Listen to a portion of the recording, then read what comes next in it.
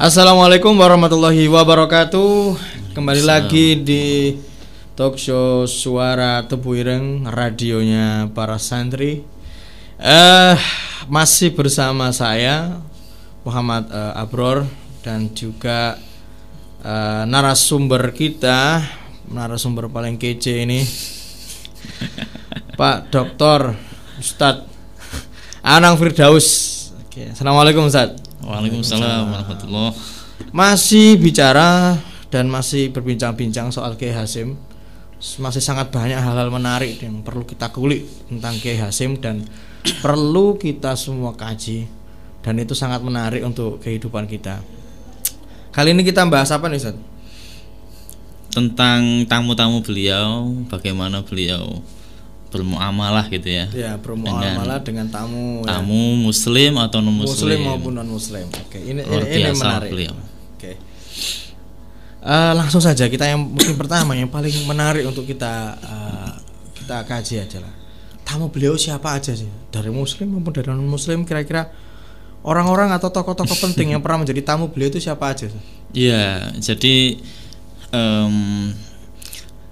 seseorang yang bertamu ya, atau tamu-tamu yang diterima itu kan juga akan menggambarkan seberapa kebesaran atau ketokohan yang ditamui gitu kan.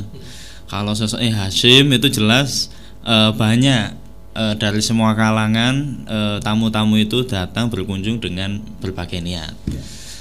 Mulai dari muslim, mulai dari non-muslim, mulai dari seorang organisatoris atau wali santri atau seorang muslim awam dan lain-lain lah, banyak alumni bahkan guru beliau. Jadi semua itu memang berkunjung ke Tebu Ireng.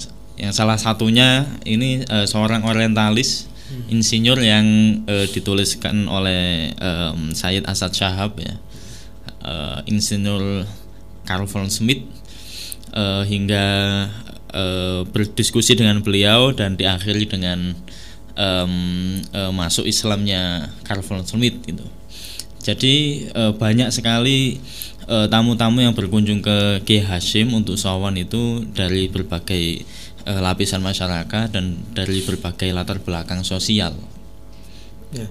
Jadi memang tamu-tamu beliau itu dari berbagai latar belakang ya. Iya. Dan semuanya beliau terima dengan baik. Diterima dengan baik, sebagaimana hadis man aman billahi wal yawmil akhir falyukim jarahu, yaitu dari hadis ini itu kita bisa mendapatkan makna dari hadis ini, tetapi kita akan mendapatkan potret utuh bagaimana implementasinya itu melalui sosok Kiai Hasyim. Yang tentunya saya dan jangan kan nggak menangi ya terpaut Jawa, tapi paling tidak itu bisa terekam dan terpotret lah dari tulisan-tulisan yang kita jumpai saat ini gitu. Kalau misalkan tamu tersebut muslim, apalagi wali santri, apalagi guru beliau ataupun ulama dan tokoh-tokoh lain muslim yang muslim, tentu itu wajar dan ya biasalah seorang kiai menghormati sesama muslim dengan menerima tamu. Tapi akan sangat menjadi menarik ketika tamu tersebut itu non muslim, orientalis lagi, terus kemudian dia bekerja untuk pemerintah Belanda, dan tujuannya pastinya Kiai Hasyim juga akan tahu tujuannya adalah untuk memecah belah umat ya kan, umat Islam. Nah, bagaimana Kiai Hasyim bersikap terhadap mereka ketika mereka datang kepada beliau gitu kan, di depan mata beliau dia berdiri duduk kan gitu. Untung saja ini Sayyid Asad Shahab ini menulis kejadian ini. Kalau tidak menulis kita akan tidak tahu, dan bagaimana seorang Jerman ya, dari Jerman, cuman dia kuliah di Belanda, kuliah teknik, terus bekerja di Kementerian Belanda, hingga akhirnya dikirim ke Indonesia. Ya, sebagaimana yang diceritakan oleh Asad Shahab bahwa awalnya ini beliau ini sedang sang insinyur ini sedang ngelihat pekerja-pekerjanya gitu. Tukang kuli-kulinya yang sedang bangun. Lah terus akhirnya di setiap jam tertentu itu banyak dari mereka itu yang rehat, lalu membasuh muka, membasuh tangan, setelah itu jungkir balik, berdiri, ruku. Dan ini itu rutin pada jam-jam itu mereka terus akhirnya membuat penasaran si Carl von Schmidt ini, ngapain? Oh ini wudhu, setelah itu diikuti sholat. Apa itu, hingga akhirnya mengenal ini salah satu ajaran Islam. Dan itu yang menarik perhatian Carl von Schmidt hingga akhirnya ingin menggali tentang apa itu sholat dan apa itu Islam. Lah kebetulan yang ditanya kuli bangunan tentunya tidak bisa menjawab apa yang menjadi pertanyaan besar dari Carl von Schmidt. Akhirnya sang kuli ini baik juga, bijak, tidak berusaha untuk menjawab, tapi diarahkan ke Ki Hasyim. Datang saja ke Tebu Ireng, ke Jombang, nanti sampean akan menemukan jawaban-jawaban yang ada di benak panjenengan, di benak menir gitu. Hingga akhirnya ke Tebu Ireng tahun 36. Tahun 36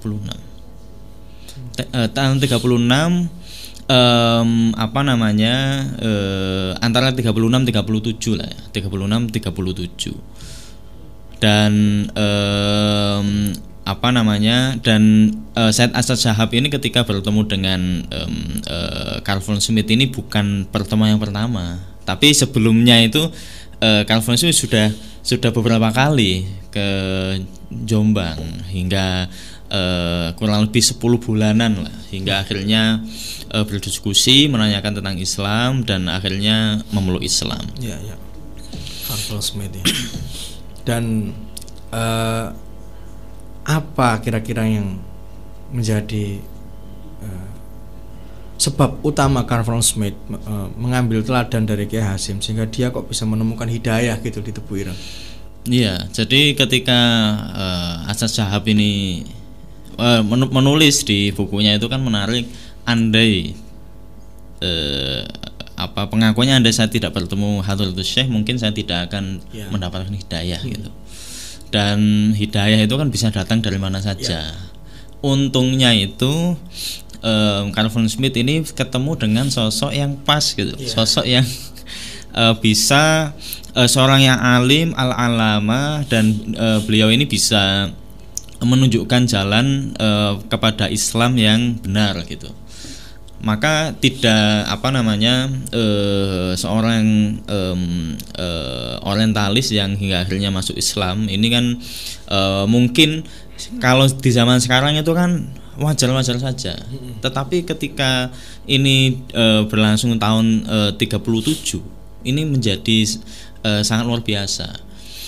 Dan makanya Said Asad Shahab ini lantas meminta atau bertanya kepada Carl von Schmidt, apakah Tuhan tidak sebaiknya Tuhan ini menulis pengalaman Anda untuk masuk Islam? Katanya saya belum bisa menulis karena rakyat Indonesia ini masih berada dalam rasa traumatik ketika melihat atau mendengar orientalis. Pasti di baliknya itu ada niat-niat, agenda besar, apalagi ini dari Belanda ya. Makanya Carl von Schmidt ini tidak menulis waktu itu. Mungkin ada ini ya, Stockholm ya. Nah ya, kalau Stockholm kan sudah jelas dan masuk Islamnya itu kan by design gitu ya, dan mempunyai agenda besar memang. Dan banyak dari murid-muridnya itu yang meneruskan perjuangannya, dan hingga akhirnya beliau ini juga mewarnai khazanah pemikiran Islam di Indonesia. Kan ada berbicara tentang Sunan Gurgonya, saya tidak punya data apakah beliau ini ketemu Hadratus Syekh. Saya kira di Tebu Ireng tidak, mungkin di tempat lain iya, mungkin ketika di Jakarta atau di tempat lain. Dan Sunan ini juga mempunyai guru spiritual, dan itu seorang habaib di Jakarta, Said Usman. Nah, Said Usman ini juga gurunya Said Ali bin Abdurrahman Al-Habsyi, Habib Kuitang gitu. Namun di samping sisi-sisi mungkin bisa dikatakan sisi-sisi selempangan atau sisi buruknya ya, tetapi Sunan ini juga punya andil besar dalam mendokumentasikan dan menyimpan karya-karya ulama Nusantara. Ya, situlah sisi positifnya gitulah. Tapi kalau Carl von Schmidt ini berbeda gitu. Ya, berbeda. Bedanya gimana? Jadi selepas Indonesia merdeka, Ya. Carl von Schmidt ini kan sempat menjadi buronan oleh pemerintah di Belanda. Dianggap mengkhianat itu ya. Mengkhianat, terus diganjar berapa? 1.000 gulden ya. Gulden. Wah, itu berapa itu ya sekarang? Enggak apa ya. Hingga akhirnya ketika Indonesia merdeka, akhirnya pulang ke Jerman dan menjalankan niatnya dan tekadnya ketika berada di Tebuireng yang dilontarkan kepada Said Asad Syahab, yaitu menjadi dai, menyebarkan Islam bagi orang Barat gitu. Jadi karena takut atau rasa traumatik seorang orientalis yang ada di Indonesia, maka beliau memilih untuk menyebarkan Islam bukan di Indonesia karena sudah mayoritas, tetapi di Jerman, di tanah kelahirannya. Berarti ada peran Kiai Hasyim dalam proses penyebaran Islam di Eropa. Iya. Melalui Carl von Schmidt ini. Itu diakui atau tidak itu terjadi masalahnya ya. Iya. Okay. Tapi yang gini Mas, yang ganjil itu gini. Saya membaca beberapa literatur ya, yang ada beberapa tahun itu yang saya kira ada miss di situ, seperti di novel Sang Penakluk Badai ya. Iya, Sang Penakluk Badai ya, punyanya Agung Irawan. Iya. Kan itu dituliskan tahun 47. Itu mendampingi Van der Plas ke Tebuireng. Si Carl von Schmidt ini. Oh, sangat berbeda dengan Asad Syahab. Iya. Nah, itu kalau kita ada tahun yang tidak cocok ya, mungkin bisa ditelusuri kembali dan kita bisa melakukan identifikasi dari sisi sejarah. Iya. Karena tahun 47 saya kira hidupnya Kiai Hasyim hanya beberapa bulan saja. Iya, setelah itu meninggal. Dan itu ditulis bulan Maret apa April sekitar itu, beberapa bulan sebelum Kiai Hasyim meninggal. Tapi intinya itu bahwa semua tamu ini yang non muslim sekalipun itu diterima, dan bahkan seorang penjajah pun itu kan Van der Plas pernah jadi menteri urusan dalam negeri, lalu pernah jadi gubernur Jawa Timur. Nah, ketika sowan Kiai Hasyim ke Tebuireng ini dijamu dengan baik, diterima dengan baik. Padahal posisinya itu kan jadi penjajah ya, gitu ya, pejabat Hindia Belanda. Pejabat Hindia Belanda yang tentu dengan segala agendanya lah. Ya, dan orientalis pula. Orientalis pula. Iya. Dia pernah jadi konsul ya di Jeddah kalau nggak salah ya, Van der Plas ini. Dan salah satu muridnya si Stockholm-nya. Dan apakah benar ada cerita soal Van der Plas yang berdebat dengan Kiai Hasyim tentang soal persoalan agama? Apakah memang benar ada perdebatan itu? Saya belum mendengar dan belum punya data soal itu. Yang saya punya data itu ya tentang beliau ini menawarkan bintang jasa itu.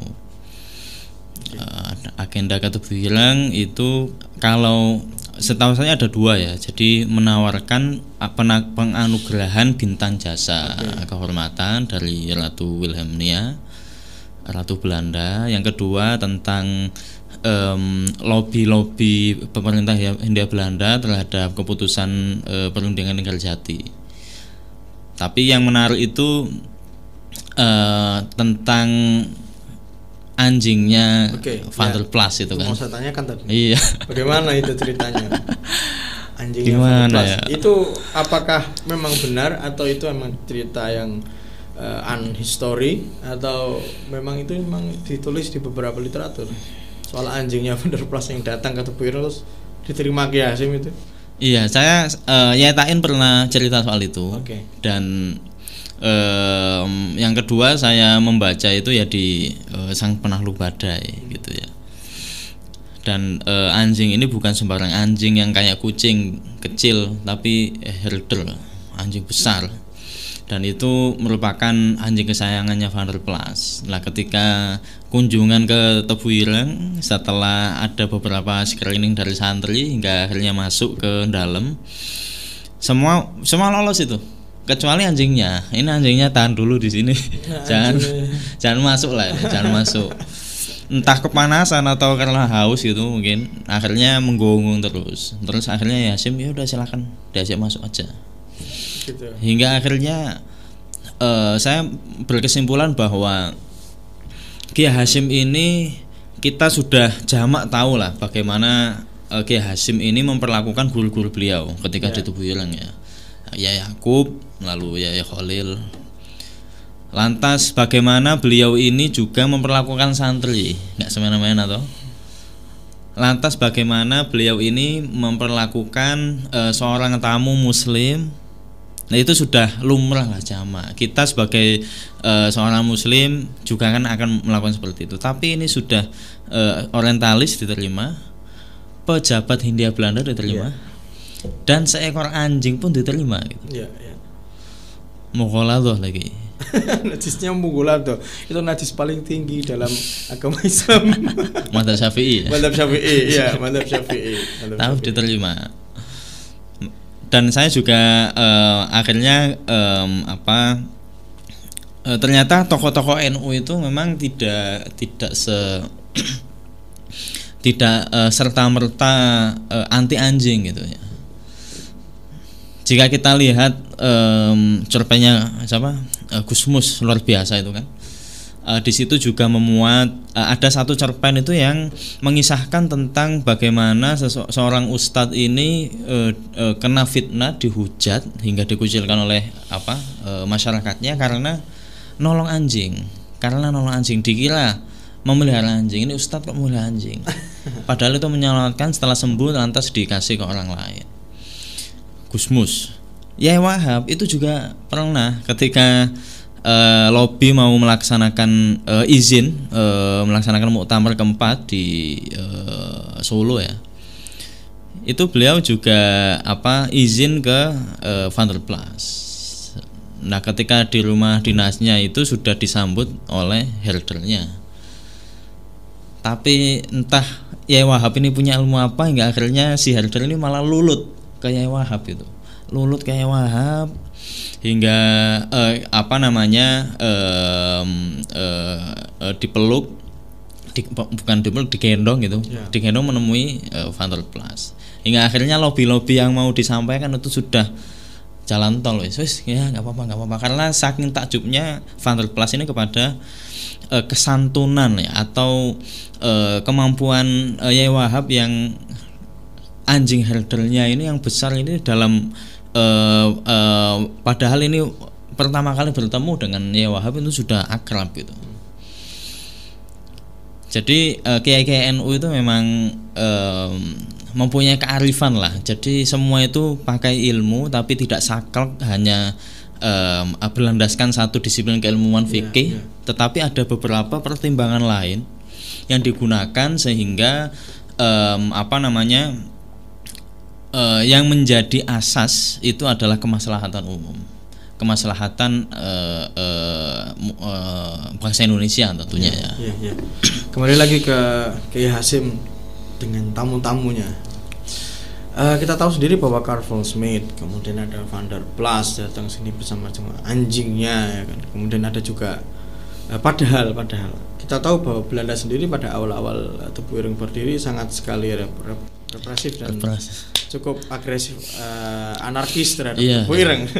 Dan itu apa ya yang melandasi Kiai Hasyim harus berbuat seperti itu? Maksudnya ketika benar-benar sudah terdolimi segitu besarnya dan mau menerima mereka itu luar biasa. Makanya ini kalau bukan seorang alim alamah ini tidak bisa melaksanakan itu. Makanya Asad Syahab ini menjuluki beliau di judul Al-Alamah. Syekh Hasyim Asy'ari itu bukan hanya sekedar mujamalah atau basa-basi, akan tapi memang beliau ini sudah mengetes kan, sudah mengetahui dengan mata kepala sendiri bahwa beliau ini sangat luar biasa. Tahun berapa? 1913 ya. Bagaimana Tebu Ireng ini dibakar dan sampai luluh lantah lah. Jadi banyak koleksi kitabnya itu yang hangus terbakar. Padahal beliau ini seorang ulama yang kehilangan kitabnya. Kitabnya ini tentunya benda yang paling berharga. Seorang ulama kan kitab itu. Tapi beliau tidak ada pembalasan, tidak ada hal-hal yang destruktif, demo atau ngajak santrinya nyerbu kan enggak, kita tidak mendengar itu, tetapi lebih ke dalam memperkuat internalisasi diri, memperkuat ketahanan keimanannya, sehingga beliau ini lebih memilih untuk diam. Dan oleh karena itu kan ketika Belanda ini melaksanakan propagandanya di Tebu Ireng ini, beliau tidak ada rasa takut, kalem-kalem saja. Ya kayak sebagaimana yang diceritakan banyak muridnya ya. Yang takut itu justru santrinya. Iya. Tapi Hasyim, Belanda datang gimana gitu ya. Lalu sama Mbak Hasyim diterima gitu kan. Diterima. Dan saya pernah mendengar bahwa waktu saya berkesempatan untuk wawancara dengan santri-santri beliau, ada beberapa cerita yang mengacu bahwa waktu pesantren Tebu Ireng dibakar dan santri-santri itu kemudian bertanya, terus pripun? Sepertinya Ki Abu Bakar kayaknya, seingat saya Ki Abu Bakar Dirjo. Iya. Ya wis, kitab itu ku meneh, bangunan itu ditukno meneh. Ya kayak gitu intinya. Iya. Dan itu enteng gitu diucapkan, padahal untuk membangun dan untuk membeli kitab itu beliau sampai harus susah payah kan, berladang, berkebun, jualan kuda, dijual di Surabaya, pulang bawa kitab, beli di Ampelan gitu. Oke, berarti kira-kira dari sikap Kiai Hasyim itu apa yang bisa kita ambil? Jadi bagaimana kita menempatkan diri kita terhadap orang lain ya. Tamu bukan asal tamu gitu. Sama Belanda juga Kiai Hasyim juga nggak mesti bermanis-manis. Tapi ada saatnya itu Kiai Hasyim itu keras gitu kan. Sebagaimana saat kapal atau pesawat Belanda itu mengintai Tebu Ireng, beberapa kali itu terdengar seliweran di atas pesantren Tebu Ireng. Nah, Kiai Hasyim itu waktu itu ngaji. Ini yang cerita itu muridnya Kiai Hasyim saya dapat dari Ustaz Zainul Ridho. Muridnya Kiai Hasyim di Mojowarno. Sudah meninggal. Sayangnya itu sudah meninggal. Nah, ketika banyak sekali pesawat lalu lalang di atas Tebu Ireng itu, pada saat itu Kiai Hasyim sedang mengaji. Tiba-tiba santri kan juga ketakutan. Lantas langsung Kiai Hasyim menutup kitabnya, lantas mengucap Al-Fatihah, semua Fatihah. Dan semua pun juga bertanya-tanya, ini ada apa gitu. Kenapa kok tiba-tiba Kiai Hasyim menyelesaikan pengajiannya terus langsung Al-Fatihah, tidak ada narasi yang tidak prolog, tidak ada prolognya, tiba-tiba Al-Fatihah. Tiba-tiba sudah terdengar setelah Fatihah itu terdengar ledakan di Kayangan. Oh ternyata pesawatnya Belanda itu jatuh gara-gara Al-Fatihahnya Hasyim. Iya itu min jumlatil karomah ya. Iya. Jadi Kiai Hasyim ini sangat alim di dalam min fatwal kitab gitu loh. Iya. Muktadul halnya seperti apa? Jadi kalau Belanda ini datang baik-baik ya disambut baik-baik. Jika datang dengan atribut tentara, perang, bersenjata, ya sikapnya lain gitu, sikapnya lain. Dan kita juga pernah banyak mendengarkan bahwa Kiai Hasyim ini kan jelas anti Belanda. Iya. Dan dari sikapnya itu diajak kerjasama aja nggak mau. Iya. Beberapa kali minta bantuan ke Belanda ke Tebuireng kan nggak mau. Dan ketika di tahun 37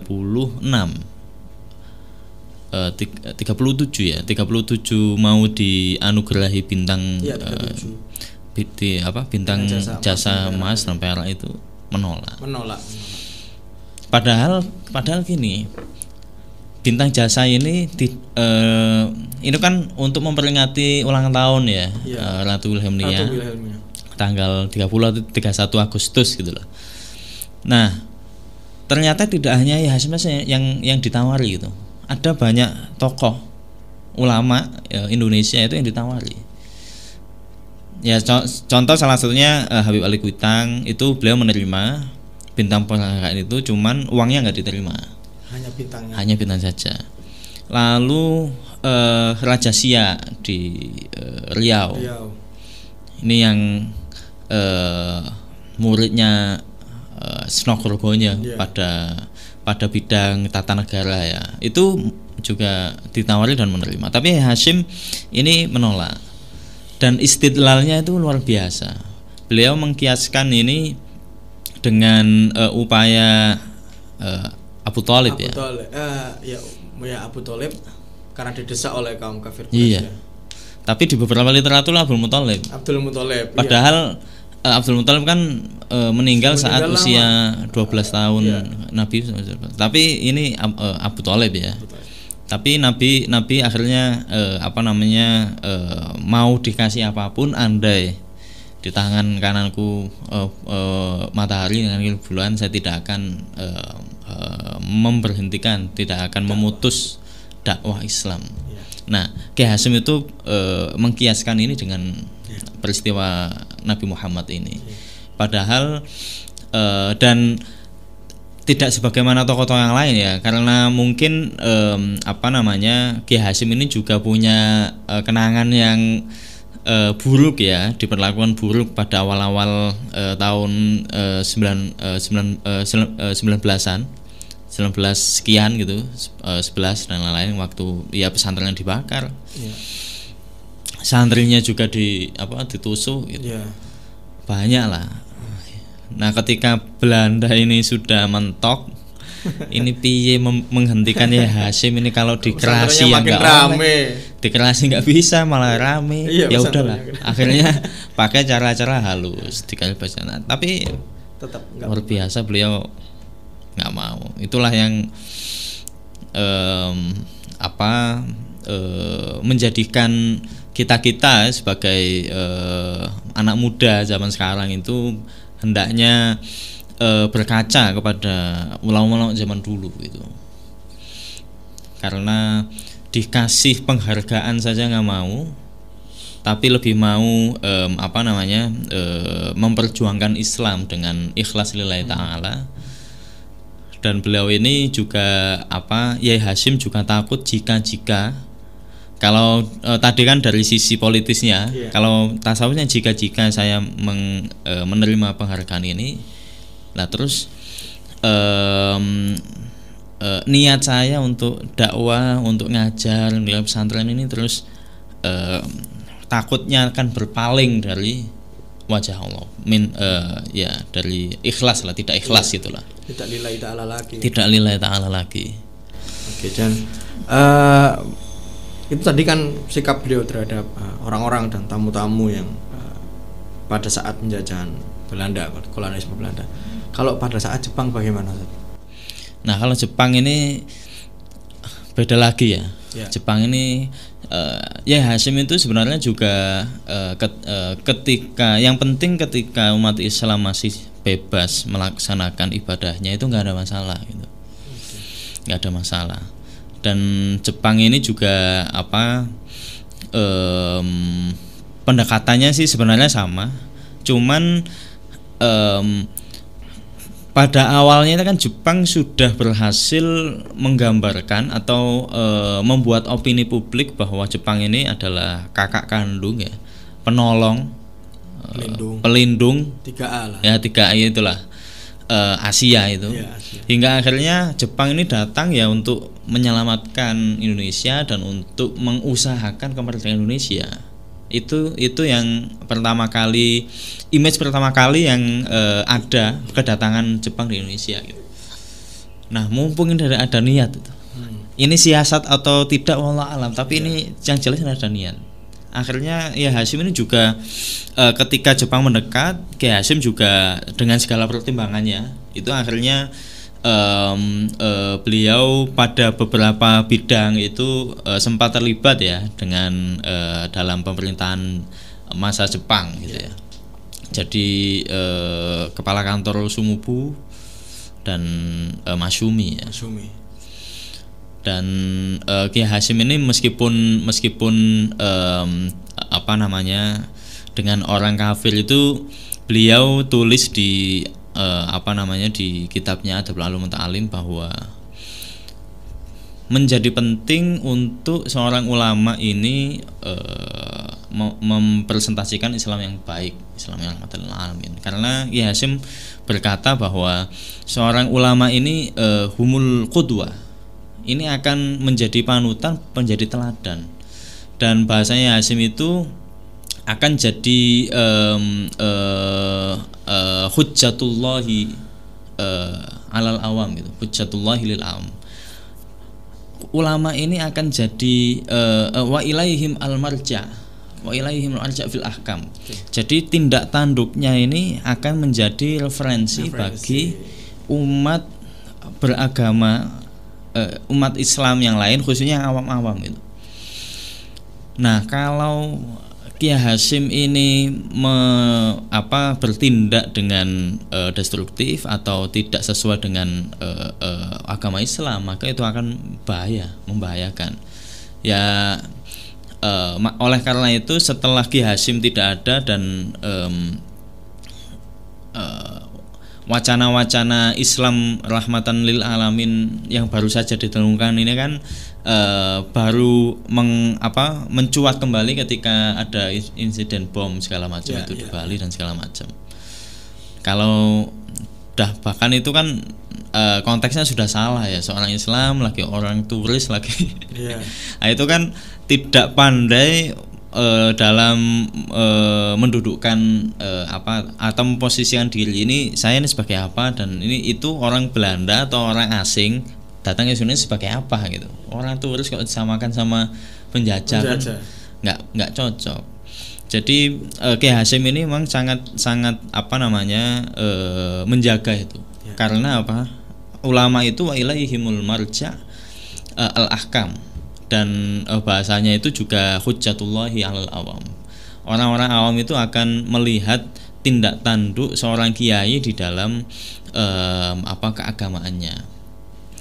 Ya contoh kan gini, pada zaman Nabi Muhammad itu sholat itu bagaimana diajarkan? Apakah diajarkan dengan sebagaimana kita belajar sholat di madrasah gitu? Pengertiannya gini, af'alun wa fi'lun muftatahatun bi kan nggak ada definisi itu, nggak ada definisi. Pertama ini, tapi Nabi Muhammad bilang shollu kama ra'aitumuni usolli. Jadi lisanul hal, bagaimana keadaan Nabi itu dilihat oleh sahabat lantas dipraktekkan. Hujjatullahi lil awam dan wa ilaihimul marja fil ahkam. Karena hukum-hukum Islam ini ketika orang awam itu lebih praktis ngelihat saja, daripada dijelaskan ini dalilnya, ini hukumnya, belum lagi nanti ada perdebatan ulama, furu, langsung aja bagaimana hukumnya ini oleh Hashim seperti ini kok, selesai gitu. dengan tanpa penjelasan yang rumit-rumit. Ketika Kiai Hashim melaksanakan itu menjadi sebuah contoh panutan, praktek dari panduan agama, bagaimana Islam ini dijalankan, ini Islam yang benar seperti ini gitu. Makanya saya kemarin itu membaca tulisannya Ahmad Basu. Waktu presentasi di tentang Kiai Hashim di perpustakaan nasional itu. Dan itu pas satu forum dengan Yasola. Oh iya, ya pada waktu kan itu ada banyak. Akhirnya ya, muncul tulisan Gusola yaitu mengenal lebih dekat. Nah, mengenal lebih dekat. Nah, Ahmad Basu ini juga nulis. Nah, di dalamnya itu menariknya itu ada kisah. Dan kisah ini itu saya pernah dengar di salah satu masyayikh yang cerita. Cuman saya lupa. Ketika saya baca itu saya ingat lagi bahwa ketika si bosnya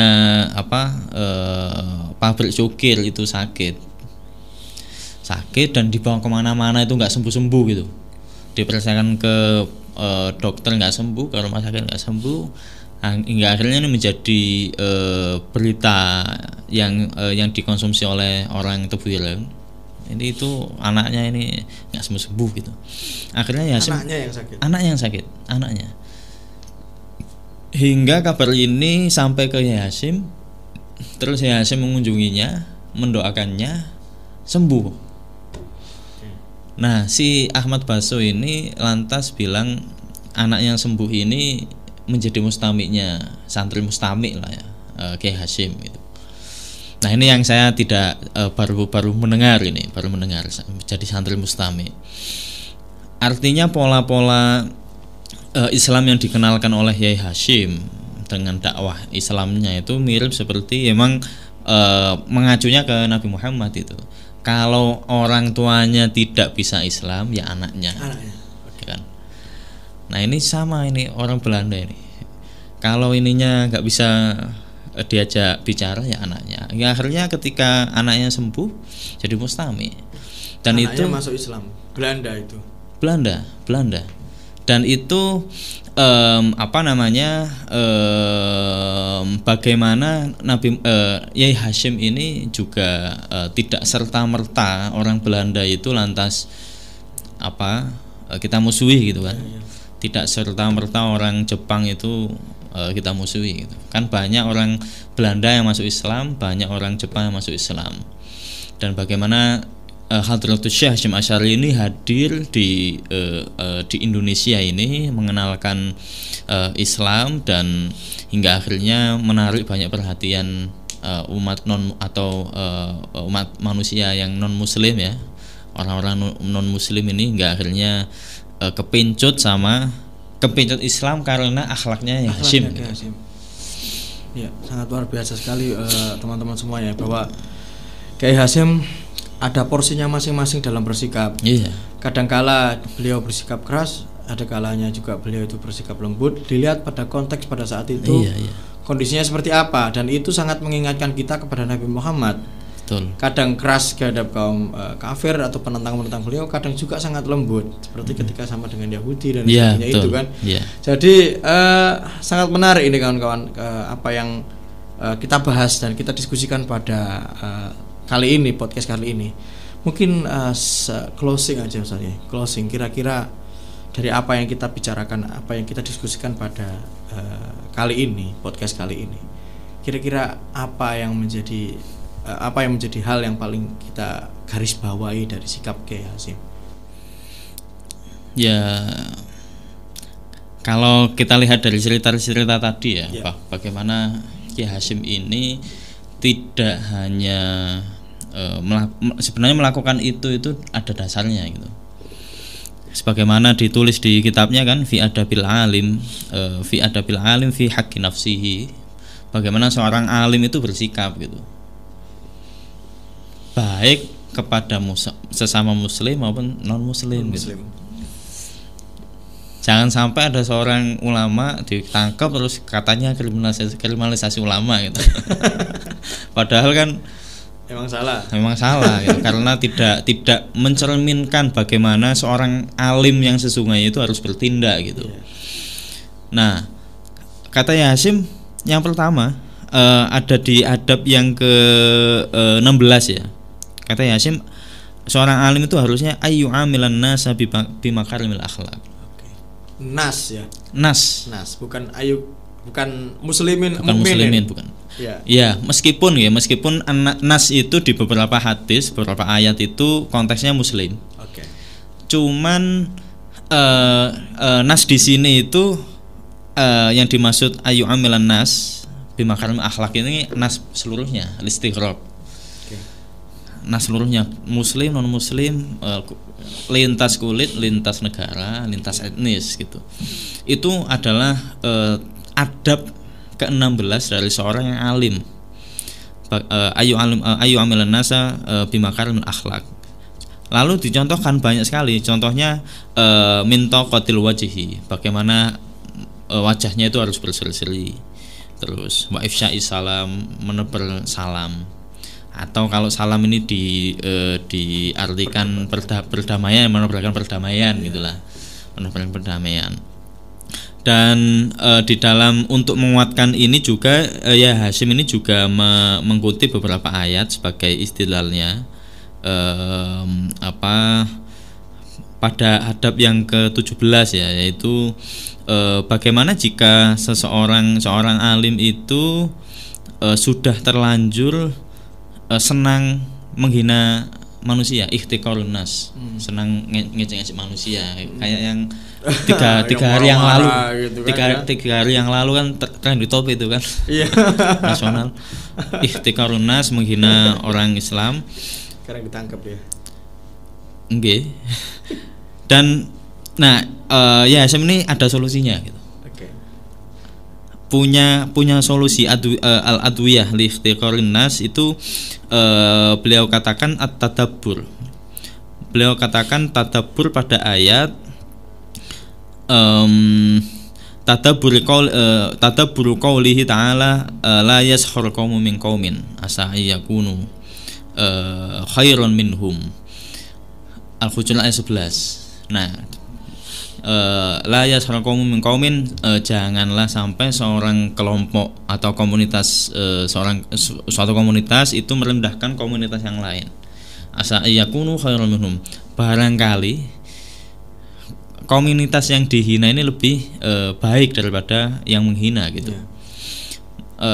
Meskipun konteks yang meliputi ayat ini atau sababun nuzulnya ini sesama muslim ya, Bani Tamim yang ketika soal Nabi lantas ketemu sama sahabat-sahabat yang terlihat fakir, Salman Al-Farisi, Suhaib dan lain-lain, itu lantas dihina, kok miskin, kok fakir segala macam. Akhirnya turun ayat ini. Tetapi menariknya, Kiai Hasyim ini juga lantas mengutip sebuah syair yang menandakan bahwa semua manusia ini mempunyai hakun li al-karamah al-insaniyah. Semua manusia ini mempunyai harkat dan martabat gitu. Dan beliau mengutip la tahtakir fil alamina aqallahum. Terus fala rubbama kanal hakiru ajallahum.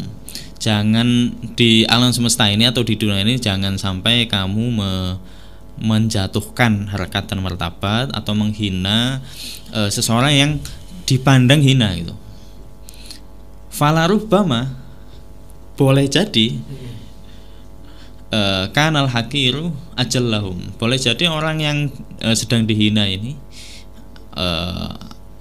adalah yang paling utama dari dari manusia ini di mata Allah gitu. Iya.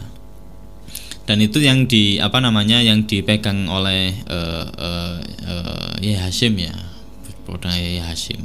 Bagaimana beliau ini menetapkan etika seorang alim, seorang guru atau seorang ulama itu terhadap manusia yang lain ketika berinteraksi, dan beliau ini dengan jelasnya beristidlal kepada ayat Al-Qur'an dan juga syair dan hadis yang menggambarkan betapa manusia ini sebenarnya mempunyai kehormatan, harkat dan martabat, al-karamah al-insaniyah, dan itu harus dipegang. Kan ini manusia ini masih dalam proses kan, masih dalam proses. Kita belum tahu ujungnya seperti apa gitu kan. Lah jangan-jangan kita juga belum tahu. Jangan-jangan kita belum tahu kalau bisa selamat atau husnul khotimah atau enggak kan nggak tahu. Maka kiai-kiai salaf dulu kan ngajari kita Allahumma rzuqna husnul khotimah kan. Kiai-kiai salaf dulu itu mintanya itu, doanya itu ya husnul khotimah. Bukan sudah jadi kiai, santrinya banyak, ngajar di mana-mana, pengajiannya banyak, terus sudah pasti sekalipun kiai kan. Sekalipun kiai. Oke, menarik sekali teman-teman. Saya kira kita cukup sampai di sini, Ustadz. Jadi mungkin kita akan lanjutkan lagi obrolan. Sebenarnya sangat banyak banget hal yang sangat bisa kita kulik-kulik pada saat ini, terutama soal bagaimana beliau bermuamalah, bersilaturahmi, pesan-pesan beliau terhadap persatuan. Mungkin next ya kita akan bahas soal itu. Mungkin next kita akan bahas soal itu, dan tidak hanya disawani gitu. Tapi Hasyim juga sawan. Dan menulis kitab khusus lagi untuk menjaga silaturahmi dan persaudaraan itu. Oke, teman-teman semuanya, saya kira kita cukup untuk di podcast kali ini, dan semoga apa yang kita diskusikan ini bisa diambil manfaatnya, diambil ilmunya, dan juga dapat diamalkan dan menjadi inspirasi bagi teman-teman dalam bermuamalah sehari-hari, baik bersama muslim maupun teman-teman kita yang non muslim, sesuai dengan porsinya ya, sesuai dengan porsinya, sesuai apa yang diteladankan oleh Kiai Hasyim Asy'ari. Oke, saya kira cukup. Terima kasih atas waktunya pada podcast kali ini, dan sampai jumpa lagi di podcast berikutnya bersama dengan Radio Suara Tubuh Ireng, radionya para santri, dan juga saya, host Muhammad Abror Rosidin. Assalamualaikum warahmatullahi wabarakatuh. Waalaikumsalam warahmatullahi wabarakatuh.